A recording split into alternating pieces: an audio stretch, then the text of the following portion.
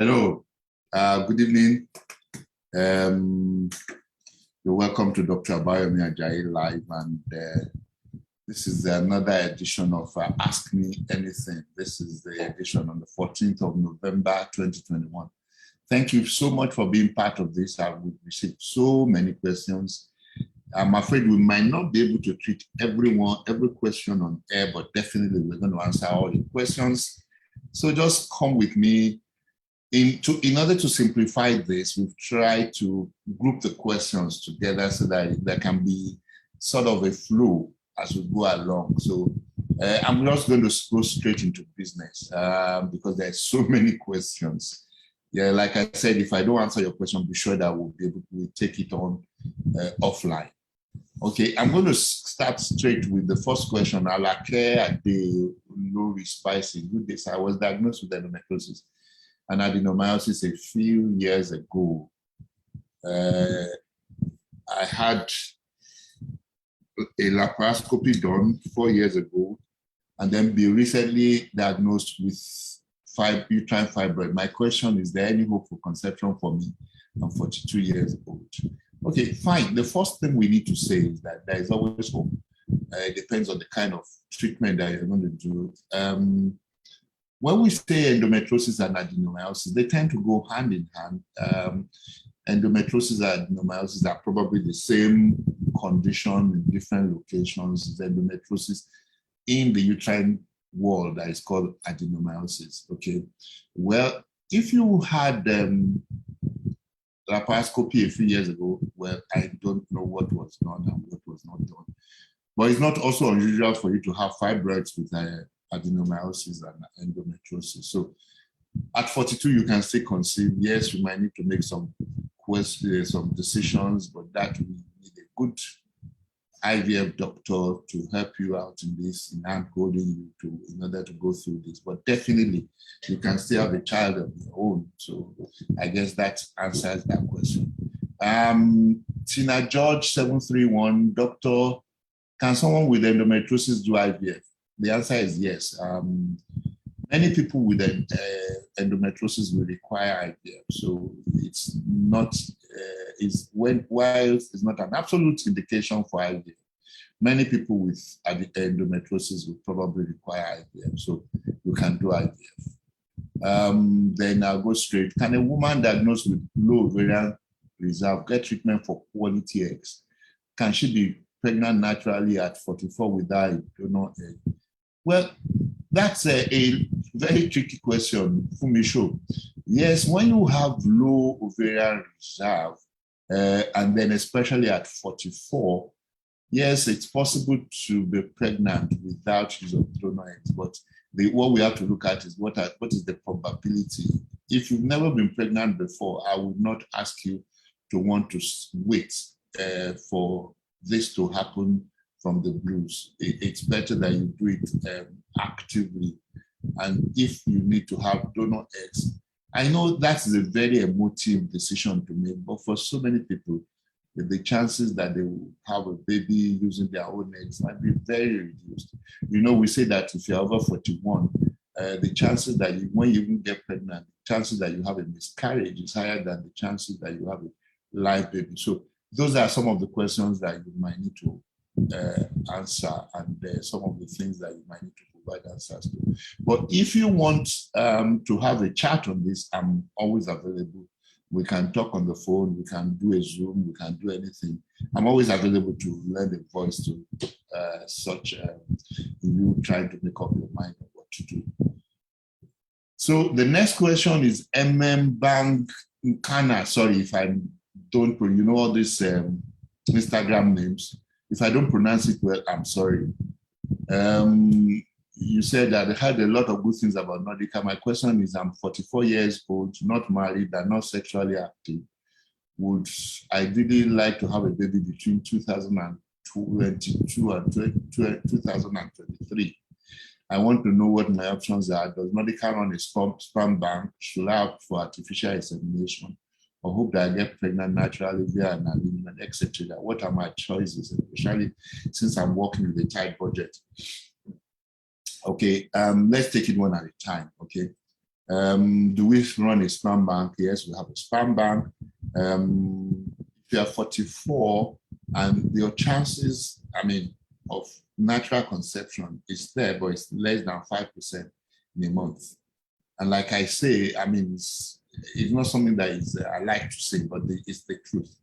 Now your chances of having a miscarriage when you're losing your eggs at 44 is it's higher than the chances that you have a live baby. So artificial insemination as an IUI is not an option for you. So it's either you're doing IVF at 44, and the big question will be, where are the eggs going to come from? Are they going to be your own eggs? Are they going to be donor eggs? Of course, your chances are much, much, much better using donor eggs at 44 because of what we've said, that your chances of having a miscarriage because of chromosomal errors is higher at that age. So I think the tight budget, we'll probably you still have some time to try to gather some more finances, because that will also help you in when you're going to make your decisions. I must tell you that intrauterine insemination is not an option for you at 44. Yeah. Somebody is asking me what causes failed IVF. She said she's done it 5 times now.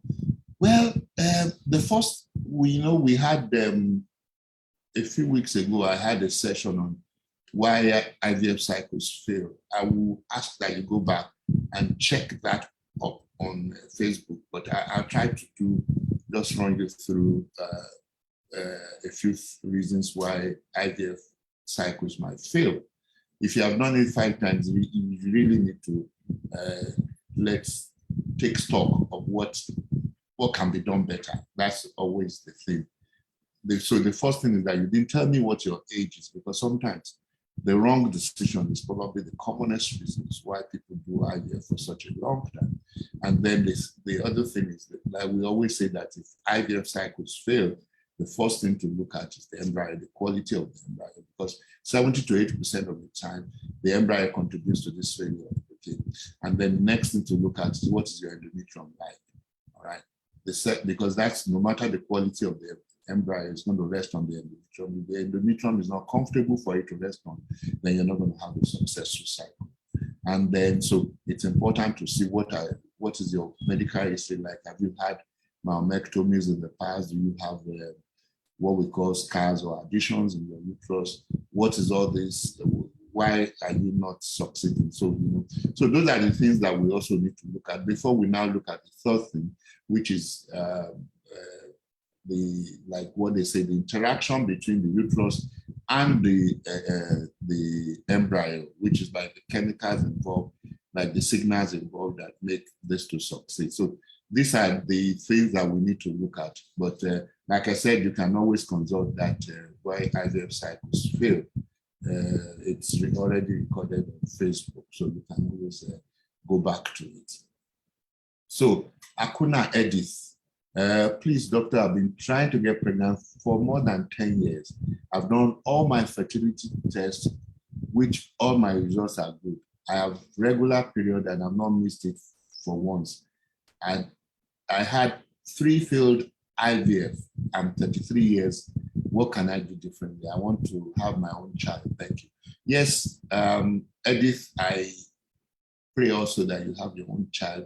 Your age is good. You are 33. So if you've had 3 failed IVF cycles, I think, because when we talk about failed IVF also, we need to know that, I spoke about the embryo. We need to understand that the embryo is made up of 2 main things, the egg and the sperm. So most of the time we see that practitioners face only the eggs and they ignore the sperm, but we know that the early development of the embryo is mainly dependent on the quality and the genetic composition of the sperm. So that's also something that we might need to have a look at.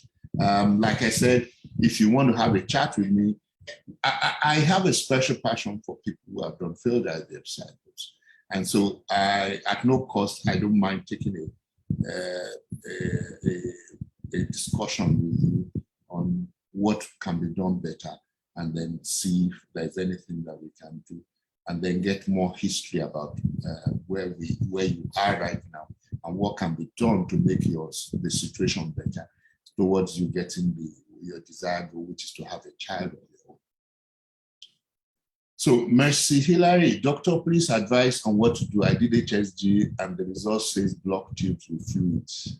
Been TTC for 10 years. Mercy, if he says you have blocked tubes with fluid in it, I guess the best thing to do is IVF. But before IVF, they might also be thinking of clamping your tube so that there is no backflow of fluid from the tube into the uterus.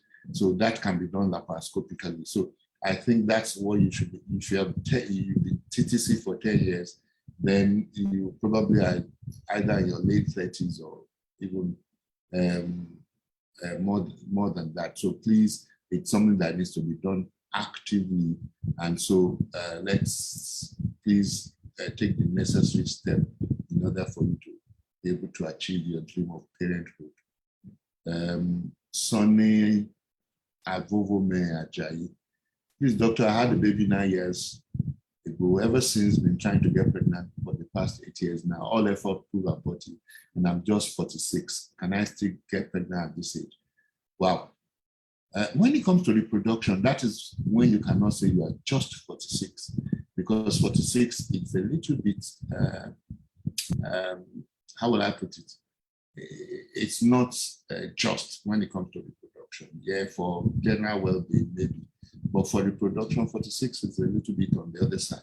So yes, nobody can say you can never get pregnant, but your chances of getting pregnant when you are 46 and to get pregnant spontaneously is less than 5% every month. So it's something that you need to see a doctor for in order for you to, we keep talking about age and reproduction. And I think that's one other thing that you need to pay attention to, that this you need to do more actively. And sometimes if you are really motivated, you might be thinking of what to do about the source of the eggs. But that's a conversation you need to have with your doctor. So, Bimbola Obushina Adela, I'm 47 and I'm told I have adenomyosis and fibroid. The same thing, what we've been talking about since, I think I'll take a few minutes to say one or two things. The first one is that please know that we don't treat test results. Test results are just supposed to help us to see what we can do, okay? If your test results are saying that everything's normal and you've not been pregnant for 3 years, for 5 years, then something needs to be done. Forget about the result of the test, because we know it's not as if this test don't have a blind spot, as it were. Also, the other thing I want you to look at is that the effect of age and reproduction. We keep talking about that. Now, when that is complicated by other conditions like either fibroids or adenomyosis, things that can reduce the chances of you getting pregnant, then also that also cause for concern. So if you are 47 and you have adenomyosis and fibroids, definitely they need to be treated, and then you need to also look at how you can achieve pregnancy, which definitely you will be needing something like IVF. And if possible, also talk about the causes of the source of your eggs. I've seen so many people at 47 trying to use their eggs. Even when they've tried one, they try a second time. Sometimes this is not, sometimes what I tell people is that it's not also only your own wish. You have to look at the technology. What can the technology deliver? We know that everybody wants to have their genetic children. We respect that, but sometimes it's just so difficult, if not impossible, for you to use. But something I tell people is that, yes, it's difficult for you to use donor eggs, but I've never really seen anybody regret using donor eggs, especially when you go through the proper counseling, fertility counseling, and so on and so forth. And then you go through this handholding period. And then everything will be okay at the end of the day. So, yes, I've been seeing Amber. I know she's here with us, Lambeatin, and she's asking me the questions. I don't know whether she's asking another question, but what causes OHSS in IVF, and how do you prevent it? Wonderful question. OHSS is something that used to be very common in IVF, but now it's really getting less and less common, because I think we now have a hang on how to prevent IVF and my OHSS. I can tell you for almost 8-10 years, I don't think I've seen any real OHSS. Unlike what you used to, maybe once in 3 years, you've seen one before. Now I've not seen any in about 10 years. And what causes OHSS is that there's some people are predisposed to this, and especially people who have what we call PCOS are more predisposed to OHSS. Young people, slim people are more predisposed. And then it's that they are overreacting to the drugs for stimulation. So they produce too many eggs. But how can we prevent it? That's what I think that's actually the main important thing now. That's why you see so many IVF centers now embracing what we call the antagonist protocol. They're using less and less of the agonist protocol, so that if you produce too many eggs, they have the opportunity that they can trigger with, some of this lingo. When you do stimulation, the last injection that you give is called a trigger injection, in order for the eggs to mature for us to be able to bring them out. Now, this trigger you can do with some other drugs apart from the HCG that we used to use before, because we know that it's HCG actually that makes you to have OHSS. So if you can prevent having OHSS, the chances of having OHSS is less if you can prevent using HCG in your cycle. So that's but so many IVF centers now are using this antagonist protocol, and they're seeing less and less of OHSS. Yes, Augusta Emmanuel. Hello, doctor. Can blocked fallopian tubes be open, and can someone with 4cm multiple fibroid conceive naturally? Well, if you have blocked fallopian tubes, it's unlikely for you to conceive naturally. Once the fallopian tubes are actually blocked, then your best treatment will be IVF. Because when you say tubes are blocked, my question would be, how did you find that out? But if you have done the necessary test and the tubes are really blocked, then your best bet would be to do IVF. Then Ruth Adamu is asking, can fibroid be treated without surgery? Oh yes, now it's very possible for us to treat fibroid without surgery. There's so many alternatives available now. Even in Nigeria, there is what we call the embolization is available, and of course, HIFU is available. Okay, with HIFU we mean high intensity focus ultrasound. That thing is so simple. It's almost as by the time we see that you've done all the tests, and the day of the treatment itself is almost ridiculously simple. It's just that you're lying on the bed. After about 2 hours, you're getting up, and then you rest for 2 hours, and then you're good to go home once everything goes right. But the most important thing is that are the things that you need to do before you get to lie on the bed, the biopreparation that you need to do, and so on and so forth. Once you have done all that, and we see that you are qualified for the procedure, it's all easy peasy. So that's so you can treat fibroids without surgery now.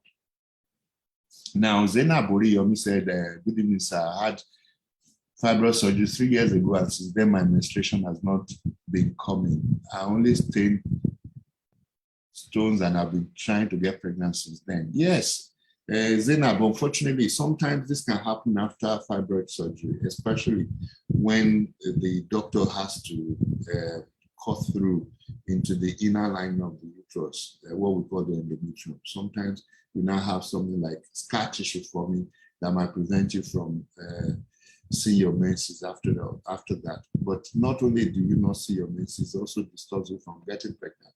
Because once the endometrium is actually scarred, then there is a problem in you trying to get pregnant, either to retain or to get pregnant. So I think we can start by you going to a center where they can do hysteroscopy to assess what's the scar, because until otherwise proven, that is the scar tissue that is there.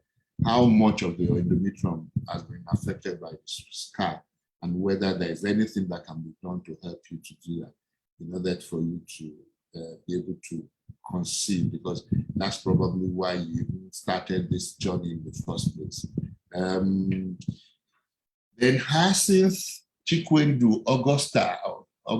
Hello, sir. I watched a video on HIFU for fibroid patients. So I want to ask if any of the women who did HIFU have taken it or have had any children. Thank you.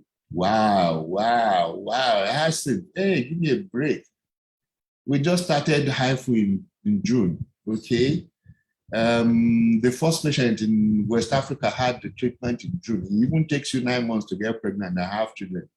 Not to talk of even what we say is that what we do is that 6 months after the procedure, we assess you to see that you are good in order for you to try to get pregnant. So I think you are in a hurry. We are also in a hurry. We are waiting and watching to see that these ladies are fit to get pregnant. But definitely we feed you in. And it's not only in Nigeria that are waiting. So many places that are waiting to see how we do in Nigeria, because there are some other parts of the world where they've gone through this and they've seen that HIFU, it does not affect your ovarian function. It does not affect your endometrium if you are well chosen. And therefore, a lot of people have been pregnant after HIFU treatment. So we're also waiting and watching. So thank you so much, Hyacinth. We definitely keep you posted. Now, let's try to move on from this to the male factor thing. What I said is that we try to compare some of the questions. We try to look at the ones that are alike and then try to make them so that we don't just repeat and repeat and repeat. So we're going to try to go to male factor infertility now. So Ayika Peace Mba is asking, what can a man that is having low sperm count use? He has undergone many treatments with no result, medical and traditional, no result. He doesn't have a problem with erection. He makes love very well. Yes, Ayika, that's true, because fertility is different from virility. So the ability to make love is different from the ability for you to get your partner pregnant. Okay, and therefore, unfortunately, right now, there is no drug that you can use in order to increase sperm count. Yes, there's some things that you can do, mainly lifestyle changes. You can lose weight if you're obese. If you're using recreational drugs, weeds, whatever they call it, Indian hemp, whatever they call it, please stop. If you're smoking, please stop. If you're drinking heavily, please stop. Anything, that's why I said it's the lifestyle changes that you need to do. Then try to reduce the temperature around your testes by wearing loose cotton boxers. Don't keep your cell phone near your testes and so on and so forth. Yeah, so those are the things that, but really and truly, the treatment for low sperm count is still IVF. So if all those things don't work, you have to do IVF. All right. Adeni Babatola, please, I see an analysis that shows aggregation of about 50%. What's the best solution to this? However, the count is around 80 million cells per and actively motile, but more of reverse movement, and the shape is normal more than average. But my concern is that 50% agglutination, few debris and bacterial cells, but the count is high. Well, this is very conflicting. I don't know why somebody is doing agglutination test. Now, it's not part of the routine semen analysis. Okay, the World Health Organization has given us some parameters to look for in sperm, which is if you say your volume, the first thing is what kind of lab has this been done? Okay. If your cell, your count is 80 million, well, I guess that is very good. Okay. Now, usually agglutination is a sign of something immunological going on. But does it really affect your ability to impregnate your partner? It's still, nobody can say that because they've done studies on using sperms that have some agglutination on IUI, and they've seen that it does not affect the pregnancy rate. So please, I'm not too sure of this. I don't know where this was done. I will implore you to do this in a standard laboratory. This seems kind of contradictory to me, but of course. So we just need to be careful who we're talking to, which lab we're using, and why we're doing what we're doing. So unless there's been a reason why you're looking for agglutination, I don't see why this was done anyway. Abayomi Ajayi, sir, is there a treatment for no sperm count? The answer is yes. Yes, it depends on what you're talking about. If you want, in order for you to father a child, yes, they can go to your testes and bring out sperm and use it for IVF. So actually, when there is no sperm count, the treatment is IVF. It's a variety of IVF we call ICSI, but of course, it is still IVF. Yes, Sharon Opanachi, why does ovarian cyst keep coming back, sir? Yes, I had to warn somebody who was answering this question on Facebook, because the whole idea why people ask questions on the professional side is because they want to get professional answers. And I pray, and I just pray that people who are not doctors should keep off answering them. The worst evidence in science is experience, personal experience. Okay, so let the people who have what they've learned, who have seen hundreds and thousands, who have read, be able to address some of these questions. Well, when we talk about ovarian cysts, we need to be careful because there are two types of cysts. There's what we call physiological cysts. That means they are normal cysts. And there's what we call pathological cysts. Okay, so it's not unusual for if it's a physiological cyst for it to keep coming back, you know, because in the anytime you ovulate, it's possible for the ovary release the egg from to get some water in it from the peritoneal cavity and form something like a cyst, but that's a normal cyst. So how do we know that? We look at it on scan. Okay, we look at the diameter, we look at what it looks like. Okay, so and that's what we need to look at. Is it a physiological cyst? Is it a pathological cyst? The only ones we are worried about are the pathological cysts, like the name suggests, they are not supposed to be there. And therefore we worry about those. And then we look at how we can, the best way to profile solution to them. It's not every cyst that you need to do anything about, in other words. So please, you need to talk to a gynecologist.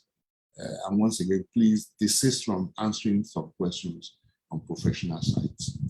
Epa Doris, please, I lost my child at 8 months, just 2 weeks to give birth in 2015, October till now. I've been seeing a doctor, but I don't know what to do again. I need your help, sir. Well, I think if you've been trying to have a baby, I'm sorry about the child that you lost at 8 months, but you've been trying to have a baby since October 2015, then you need to be seeing a doctor, a fertility doctor, because that needs to be done actively so that we can know exactly what the problem is and know exactly what we need to do in order to be able to overcome this challenge, this immediate challenge that we are facing.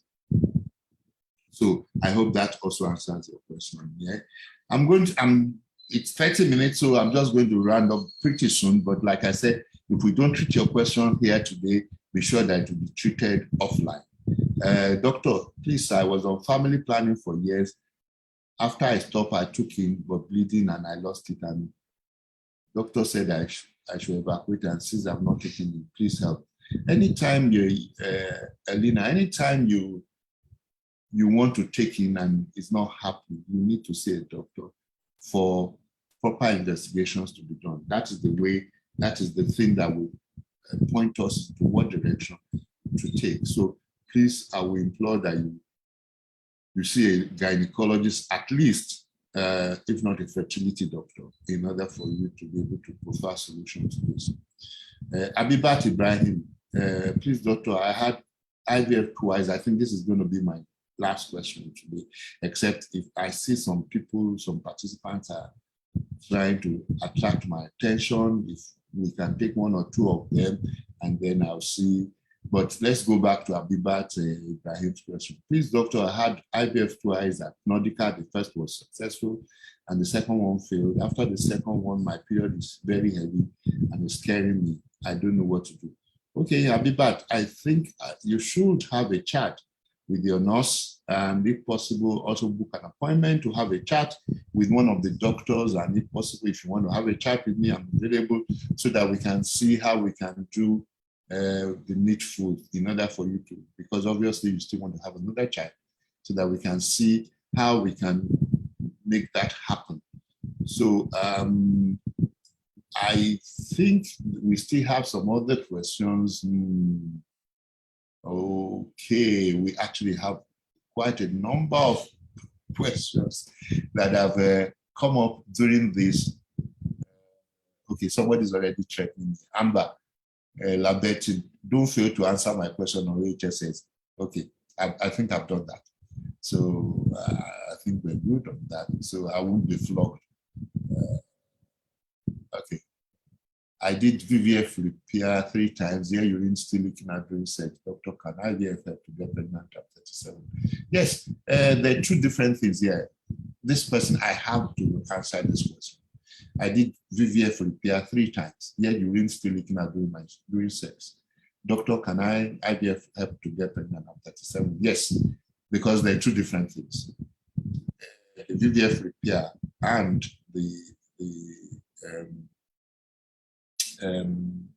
the inability to get pregnant. So I think you need to have a proper assessment, and then we'll see what we can do to get you pregnant. What is the cost of IVF? I'm living in Akwa Ibom State. How do I come for diagnosis for fibroid? How long does it take? I am working. Okay, Lizeze, if you give us your phone number, somebody's definitely going to get in touch with you so that you can continue this discussion on how to get you down. People are coming from the UK, they're coming from the US on this treatment. So if you're in Akwa Ibom, it shouldn't be so difficult. Does subserous fibroid affect growing pregnancy in the womb? Most of the time, subserous fibroids has no effect on pregnancy unless it's huge, very, very, very huge. So happy for answering my question. Okay, this has been my fear. Okay, so Amber, I'm free. So they ask another question. After I flew for fibroids, can one conceive? I've answered that question. Yes, you can. I'm 34 years old. I'll be 9 years in marriage next month. I had 1 miscarriage months after my pregnancy. Then nothing again. So many scans. And the previous HSG showed bilateral tubal occlusion. So after that, I've done identification several times. The last HSG showed potential, yet nothing. This is from Precious Ono. Precious Ono, can you also have you see, most of the time I read some of these things and I'm saying to myself that, look, have we done well in trying to educate people on fertility? And can you please just give us your phone number? Somebody's going to be talking to you about what you just posted now so that we can, we're not saying that we want to treat you. We want you to be better educated on some of these things because we are still talking about sperm coming down. That is pretty normal for everybody. Okay. Abimbola Yabo, good day, doctor. Is IVF the only way out of blocked fallopian tube stab? Unfortunately, it is. Good evening, sir. Please, can stenosis service cause secondary infertility? If yes, how can it be corrected? Even if I have regular menses. Please, can you Aki also the same thing? Yes, if the stenosis is such that sperm cannot enter through the place, yes, it is possible. But if not, we need to see is there something else that we're missing that is not just stenosis that is causing you from getting pregnant. Good day, doctor. What do you understand by ovarian rejuvenation? Do you have such services for a woman of 45 years? Okay, this ovarian rejuvenation is something that we all look forward to. I hope it works. Right now, there is not enough evidence for me to recommend it to anybody. For a woman that is 45 years old, it might just not be the way to look for now. Not enough evidence. So I don't know whether that's the route you want to go, or you want to go the route of donor X. So for now, there is no enough evidence to justify you doing ovarian rejuvenation. Okay, diagnosed, I was recently diagnosed with PCOS. Please, can I still get pregnant? Yes, you can get pregnant. Yes, I have. Okay, I think it's been fun having you around. I still have quite a number of questions. I promise you, you can, some of them will still be attended to, but you can call or send your WhatsApp messages to 0702 6277 855. I'll take that again. Actually, I think we better just write it for people to be able to see. You can call or send your WhatsApp messages to 0702 6277 855 or 0807 771 6409. Fast fingers don't have a problem, but normal people like me probably have a lot of problems. Okay, I can see that Precious Onu is not actually resident in Nigeria. Okay, fine. Somebody is going to get in touch with you, and we're going to do this. Okay, it's been a pleasure having you guys around today, and I count it a great responsibility to be able to be of help to people who are going through one of the toughest things that they can go through in their life. I can tell you for free that infertility is one of the toughest things that you can go through, but there's always an answer for it, and there is always help if you look well enough. So it's on this point that I'm going to close for this week, and then I'll see you pretty soon before Christmas, I promise you. And the year is coming to an end. We're in the Ember months. Please be very careful, especially when you're driving on the road, and take very good care of yourself. See you some other time. Thank you.